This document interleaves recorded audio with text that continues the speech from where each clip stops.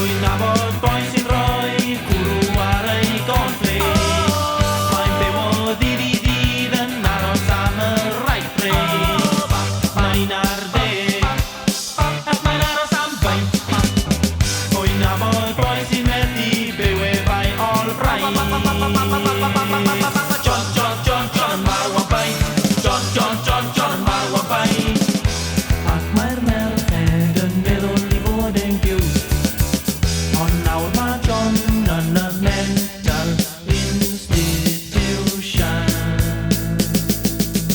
Rhyw ddydd ni'n ei gweld bod llawer mwy I bywyd.